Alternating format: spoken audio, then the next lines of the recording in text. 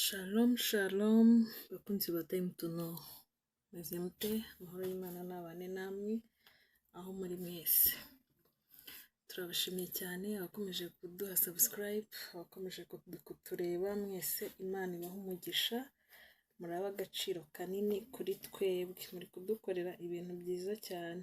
Hanyuma abatarakora subscribe namwe nimunyarutse, ntago bigoye, mukandeho muduhe subscribe, hanyuma mukore share mugene no ku bandi, mujye muduha na comment y'ibyo twabagejejeho, mutubwire uko mwabyumvise, niba mwabishimye, niba hari icyo mwumvise twahindura cyangwa se twakuraho, niba se mwumvise hari icyo twakosora, byose mujye mutubwira muri comment, hanyuma dukomeze kubagezaho ibintu byiza, kuko twese dufatanyije tubasha kungurana ibitekerezo. Twavuze ko iyi channel ari kugira ngo tuganire ibyadufasha mu buzima bwacu bwa buri munsi, byatugirira umumaro. Rero niyo mpamvu tuba turi kubasaba ngo muri comment mutubwire ibyo twavuzeho ko mwabyumvise, mbese ni iki mushaka ko twavugaho kindi, cyangwa se ni iki mushaka ko twaganiraho, cyangwa se ni mu buhe buryo mwifuza ko twabikoramo. Murakoze cyane, turabashimiye. Mu kiganiro gitambutse twari twasubije umukunzi wacu wari wabitubajije, ari kutubaza ibijyanye n'ubushuti, turi no kwibaza niba koko bushoboka. Turebera hamwe n'ibintu by'ingenzi, cyangwa se navuga ngo icyo twe twise imizi shingiro y'ubushuti. Rero turacyakomeje n'ubundi ku nsanganyamatsiko isa nk'iyo ngiyo ijyanye n'ubushuti, ariko uyu munsi tugiye kuganira ku kintu ku bigaragaza inshuti nziza, cyangwa se ni biki biranga inshuti nziza. Hari igihe umuntu yibaza ngo ni iki cyakubwira inshuti nziza. Yego, umuntu ni mugari mu buzima, ashobora no kukwereka bimwe na bimwe, ariko afite ibindi agendereye, cyangwa se nyine afite uruhande rwe rwijimye utazi kuri wowe, ariko hari ibyo umubonaho ukumva ukwiriye kuba wamugumana, ukwiriye kukubera inshuti, ukavuga ati ibyo byose uyu muntu ashobora kuba inshuti nziza. Ibyo ngiye kuvuga nabibonye nkanjye, wenda ushobora kuba atari byo by'ukuri koko, ariko ntekereza ko twese wenda tugenzuye mu nshuti zacu, cyangwa se abo twita inshuti, cyangwa se abo tumenye bagakwiye kutubera inshuti, ibyo bintu dushobora kubibabonaho. Rero niba wumva wenda hari icyo ntavuze, wampa inyunganizi muri commentaire, ukambwira ati wenda iki wakibagiwe, ariko nacyo ni ingenzi, nacyo kiranga inshuti nziza. Cyangwa se wenda niba hari aho nabeshye umbwira uti oya, ibyo ngibyo ntabwo ari byo byakubwira ko umuntu ari inshuti nziza. Ubwo icyo gihe turaba tumenye ko bimwe mu byo dushobora kuba twakwibwira hari igihe biba atari ukuri. Ubwo rero niyo mpamvu uyu munsi tugiye kuganira ikiganiro kimeze gutyo. Ubundi inshuti nyine mu buzima ni wa muntu uba wumva w'ingenzi wo mu buzima bwawe, wagumana, wahorana buri gihe, kuko abantu turabakeneye mu buzima bwacu bwa buri munsi. Nubwo umuntu hari igihe umuntu akwicara avuga ati ngewe ukundeba uku nta nshuti nkeneye, ariko mu by'ukuri iyo wisubiyemo ushobora kuba uri kubivuga gutyo mu rwego rwo kwihagararaho, cyangwa se mu rwego rw'uko ufite amarangamutima yakomeretse, kuko umuntu afite amarangamutima yakomeretse nta cyiza abona mu bandi, cyane iyo ari amarangamutima yakomeretse avuye mu bantu. Ibikomere byari biturutse mu bantu, ataravuga ngo ni wenda ni ibyago wagize bikubaho gutya nyine bitunguranye ibintu runaka, ahubwo ko abantu bakubaniye, ko abantu bagukomerekeje.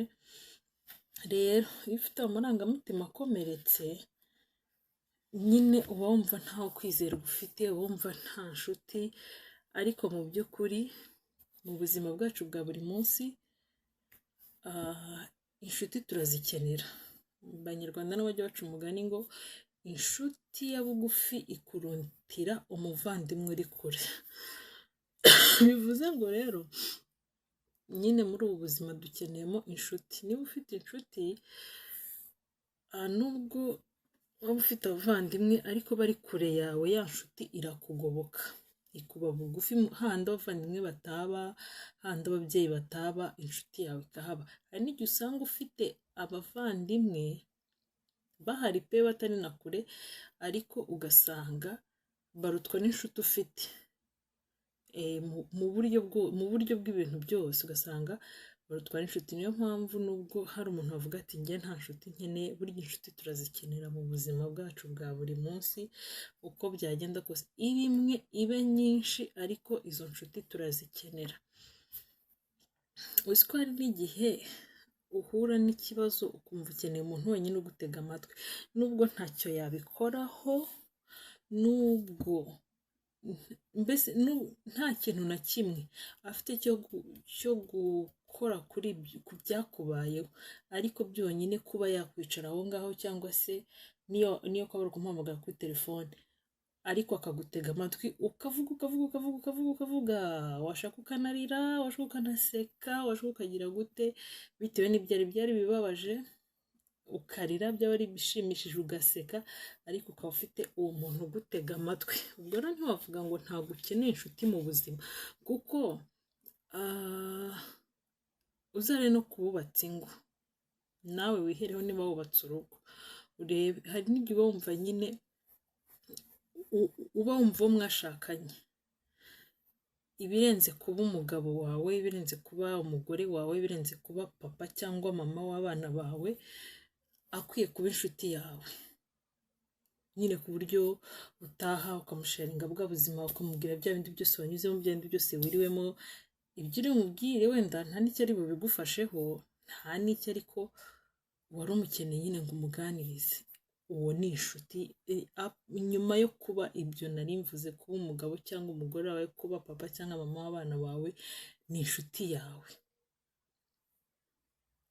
Rero mu buzima nyine tuba dukeneye inshuti, ntitukihagaraho ngo nta nshuti dukeneye. Wenda hari izo twagize ziraduhemukira, hari izo twagize zikora ibyo tutari twiteguye, ariko tuba dukeneye inshuti. Mu biranga rero inshuti njye nabonye harimo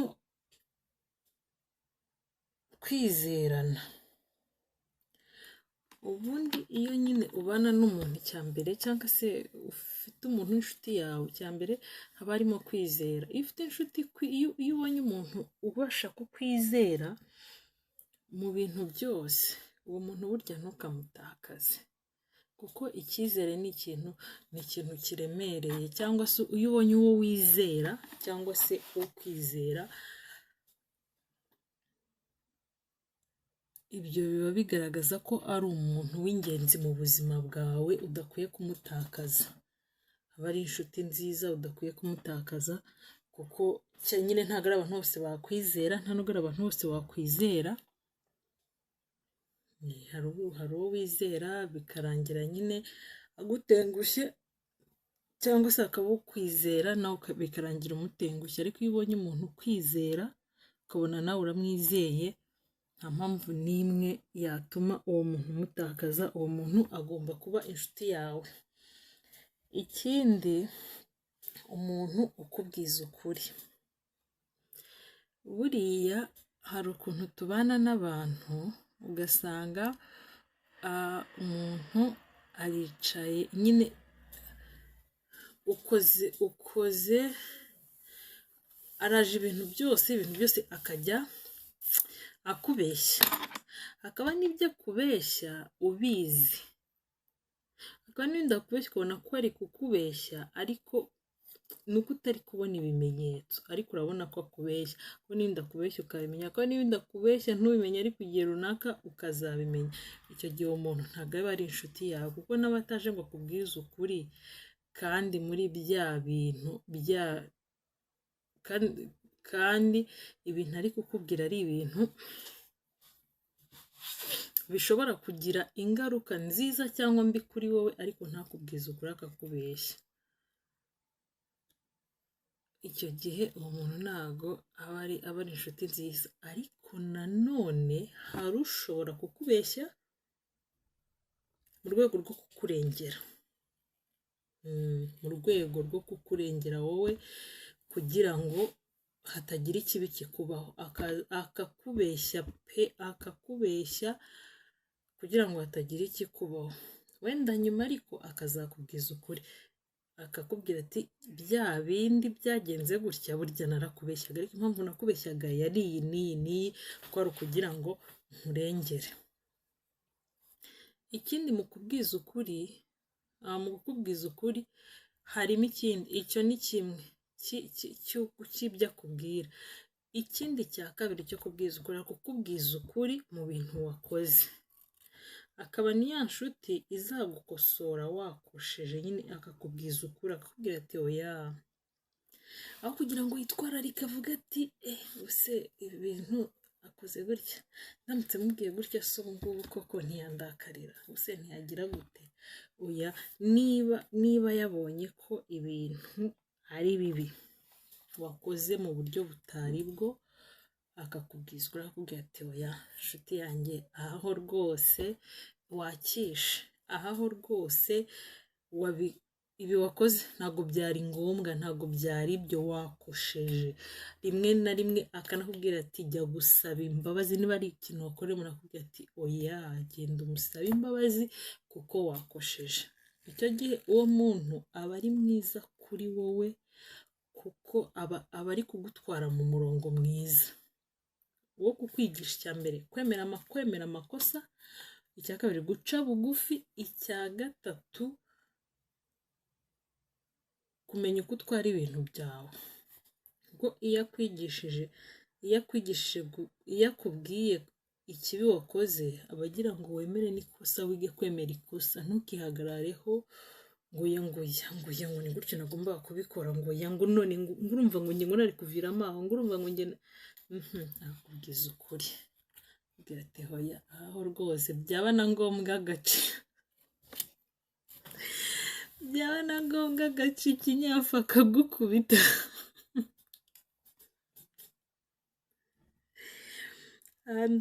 Ndasetse kubera ko nzi inshuti yanjye ujya ivuga gutyo, atumva ati n'inkoni yayigucira ariko akagukubita wakoze ibikosa. Ubwo rero umuntu w'inshuti yawe rwose, ikintu kizakubwira ko umuntu ari inshuti nziza kuri wowe, ni uko atakureberera mu bibi, ahubwo agukosora, akubwiza ukuri mu byo akubwira byose cyangwa mu byo akora byose. Icya kabiri akubwiza ukuri mu makosa wakoze, akagukosora. Ikindi kizakubwira umuntu w'inshuti nziza cyangwa se wakubera inshuti nziza yawe, umuntu ukwakira uko uri, umuntu ukwakira uko uri, nta zindi nyungu agutegerejeho. Mu by'ubuzima turunganirana mu buzima, ariko hari igihe ubona umuntu yaraje mu buzima bwawe ukabona yaje kuguprofita mu buryo bumwe cyangwa ubundi, ubw'amafaranga, ubw'ibitekerezo, ubw'ibikorwa, ubwo nyine uburyo bwinshi, ukabona igitumye haba ni ukuguprofita gusa, nta kindi. Cyangwa se nawe ukaba ufite inshuti uvuga ati uriya impamvu ntamucika cyangwa atancikaho ni uko ubuse mubuze ibi n'ibi n'ibi, ubuse ncitse ibi n'ibi n'ibi, ubuse ncitse. Oya, umuntu ukwakira uko uri, nta kindi kintu kidasanzwe agutegerejeho, ahubwo nyine murabo kunganirana, we akubonamo nk'umuntu uje mu buzima bwawe kukunganira, akakubonamo ko nawe umwunganira, akakwakira uko uri.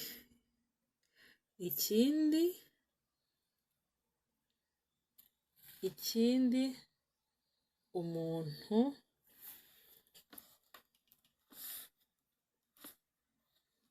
ugufasha gusabana, umuntu wishimana nawe mu byishimo wagize, umuntu wishimana nawe mu byishimo wagize, uwo muntu aba ari inshuti yawe ikomeye cyane, uwo muntu aba ari inshuti nziza. Kuko hari igihe ugira ibyiza ugeraho, uwo witaga inshuti yawe nyine bikamutera, niba navuga ngo bikamutera ishyari, wenda ashobora no kutakugirira ishyari, nta shyari agufitiye, ariko nta nubwo bimunejeje kubigeraho, kumva nyine ntacyo bimubwiye, wowe uburyo ubinezerewemo, uburyo ubyishimiye, nkumva nyine ukeneye umuntu musangira ibyo byishimo, ukabona ntacyo bimubwiye. Inshuti nziza ni ya yindi musangira ibyishimo byawe.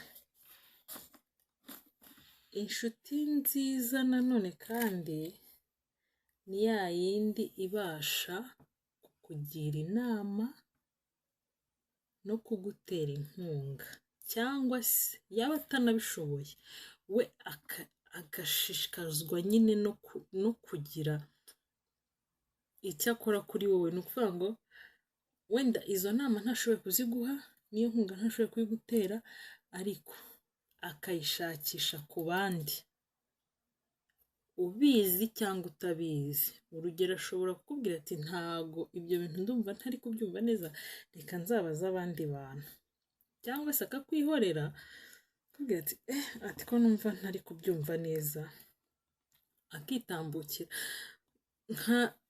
Mukimara gutandukana cyangwa se mukiri kumwe, cyangwa se niba mwarimo muvugana ku murongo wa telefone, ugikupa agahita areba undi muntu yizeye, n'ubundi nawe w'inshuti ye, utari wowe w'inshuti ye nanone, yizeye akuraho ibintu bizima, akatavuga ati reka mbaze uyu muntu, agahita agenda akamubaza akamubwira ati ko nagize ikibazo iki n'iki, cyangwa se ko hari ibintu bimeze gutya na gutya, cyangwa ko hari inshuti yanjye byagenze gutya, wagira ihe nama cyangwa wamugira ihe nama, akagushakira inama ku bandi, yarangiza nyuma akakubwira ati umva bya bintu burya bigenze gutya, bikore gutya, cyangwa se bikwiye kugenda gutya. Icyo gihe uwo muntu aba ari inshuti yawe. Ukamubwira nk'ikintu wenda ntunabizi ko yagiye gusaba inama, ukamubwira nk'ikintu ukabona muri ako kanya ntahise guha igitekerezo washakaga, ariko nyuma y'igihe, nyuma y'amasaha, nyuma y'umunsi ukajya kumva agarutse kuri bya bintu wamubwiye, arakubwira ati ariko biriya bintu buriya bigenze gutya, bigaragaza ko byari bimurimo, yabitekerezaga.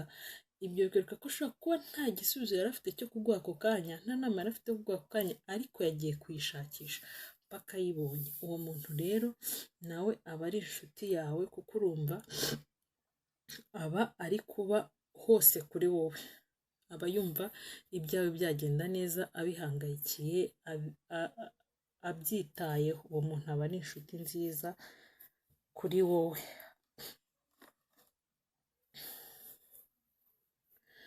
Hanyuma ikindi akaba ari inshuti igufasha mu bihe bigoye. Inshuti igufasha mu bihe bigoye burya nayo ntacyo wayinganya. Ashobora kutagufasha mu buryo bw'ibifatika, akagufasha mu buryo bw'amasengesho, akagusengera, cyangwa se niba ari ibisaba amaboko n'ibitekerezo, kandi akagufasha bya bindi nyine wabonaga bikugoye, wabonaga nta yindi nzira, inshuti yawe ukabona igufashije kubisohokamo amahoro. Uwo muntu nawe aba ari inshuti yawe rwose, aba ari inshuti nziza, aba ari inshuti nziza, nawe ukwiye kumugumana. Ikindi akaba ari umuntu Mana Nyagasani, navuga ngo ugire umutima mwiza.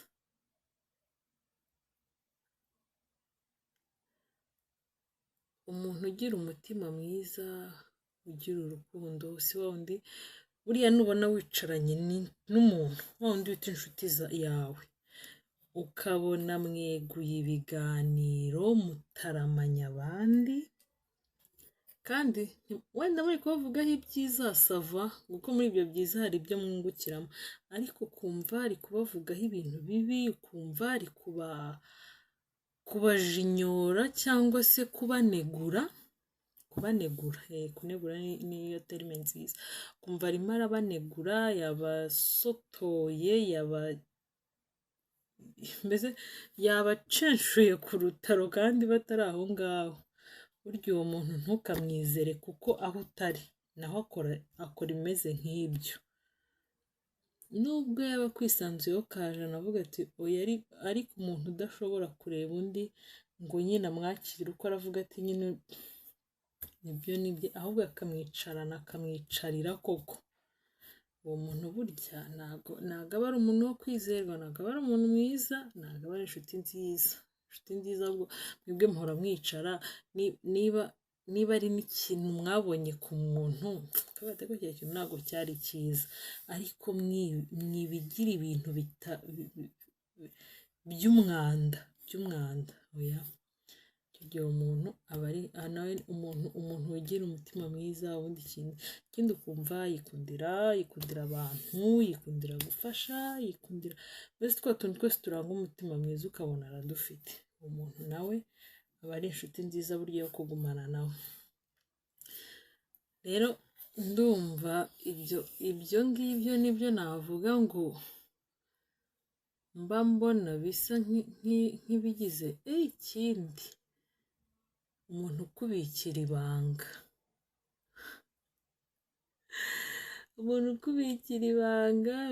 navuga ngo uguhishira ntagutamaze, kuko handi navuze ngo inshuti yawe nikubwiza ukuri cyangwa ikaguhana, ariko nyine we ntaguhanire mu rusaku mu bantu benshi, akakugirira ibanga byaba na ngombwa rwose pe, akaba navuga ngo yanasibanganya ibimenyetso, ariko nagera ahiherere akagukosora yo akanakubwira tumva wowe ubwawe fata iya mbere ujye gusaba imbabazi, bino bintu wakoze ntabwo ari byo, kandi mukiri hahandi yakurwanyeho yakugiriye ibanga, uwo muntu aba ari inshuti nziza yo kunambaho cyangwa ukamugira ibintu ukabona arabibitsa abikanye nabyo, aba ari inshuti nziza yo kunambaho. Mbifurije kugira inshuti nziza, mbifurije ko twaba inshuti nziza natwe,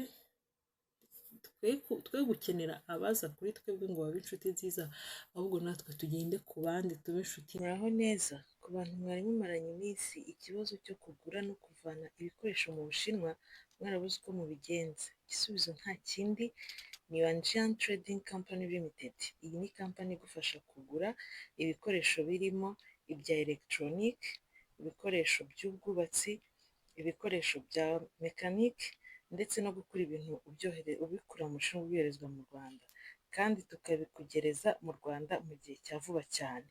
Abantu namwe mwarwanaga no kohereza amafaranga ava cyangwa ajya mu Bushinwa, nabyo turabibafashamo. Yuanjian Trading Company Limited ni kampani yizewe y'Abanyarwanda ikorera mu Rwanda no mu Bushinwa, ikaba ifite uburambe mu bintu bya logistique. Abadukeneye mwaduhamagara kuri nimero muri bibone kuri ekara yanyu, mutugane tubahe serivisi nziza mutasanga ahandi. Yuanjian Trading Company Limited, beyond your vision.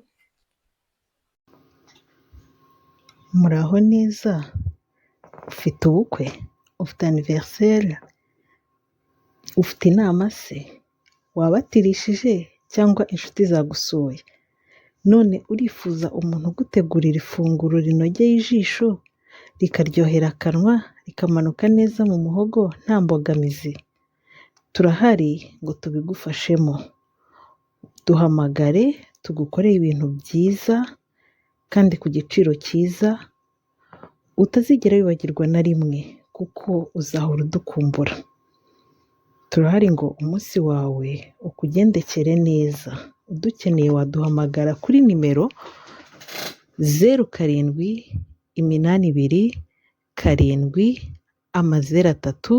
0787070314 cyangwa 0782254334. Nimutugane tubahe serivisi nziza muzahora mukumbura.